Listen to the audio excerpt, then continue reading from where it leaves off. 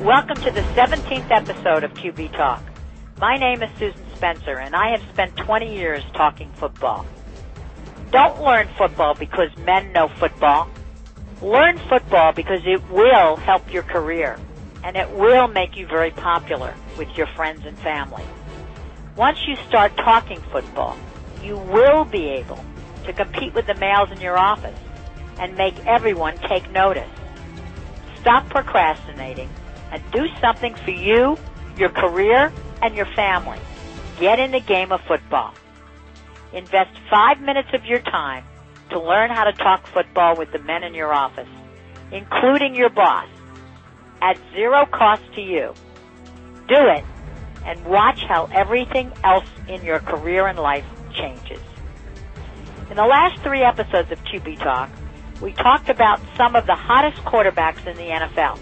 Aaron Rodgers of the Green Bay Packers, Tom Brady of the New England Patriots, and Matthew Stafford of the Detroit Lions. Our featured quarterback this week is Drew Brees of the New Orleans Saints. Drew was born in Austin, Texas, and is in the 11th year as quarterback in the NFL. A quarterback with at least 10 years under his belt in the NFL is a very experienced player. Drew is 6 feet tall, weighs 209 pounds, is 32 years old, and has a very interesting face with a distinctive mole that adds to his good looks. So now that we've established he's also a real hunk, one thing you need to know about Drew Brees is that he's considered short for a quarterback in the NFL, even though he's 6 feet tall. Today's quarterback standards look for players that are at least 6 feet 2 inches tall, but really want to recruit players that are 6 feet 4 inches tall and taller, like Rodgers and Brady.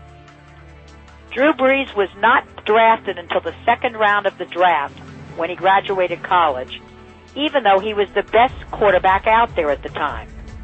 So remember that height is a major advantage for a quarterback when you talk about the quarterbacks you like the best.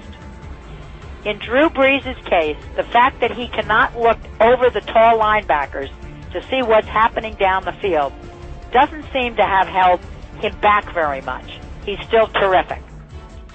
But with less talented quarterbacks, a 6-foot-tall quarterback would be a real disadvantage.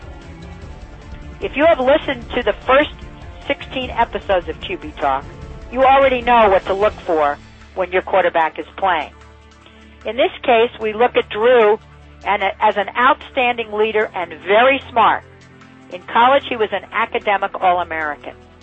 He is also a very accurate passer, which is why he's one of my top QBs. Add to that Drew's dedication to the game, his incredible charitable work, and his devotion to rebuilding New Orleans, and you understand why he is the most beloved player throughout Saints history. Drew has been recognized for his outstanding performance as a quarterback in the NFL and was named Sports Illustrated's 2010 Sportsman of the Year, the Comeback of the Year in 2004, the Offensive Player of the Year in 2008, and the MVP, Most Valuable Player of the Super Bowl in Super Bowl 44. One terrific player. Drees is worth looking for every week. He can come from behind or win from starting from beginning to end. Check out a Saints game and you will see what I mean. So keep your eye on Drew Brees of the New Orleans Saints and compare your team's QB to the 4 best right now: Tom Brady, Aaron Rodgers, Matthew Stafford, and Drew Brees. By keeping track of the number of pass completions your quarterback has per game, his number of fumbles, and the number of yards passing for each game as well, you now are talking QB Talk and are finally in the game.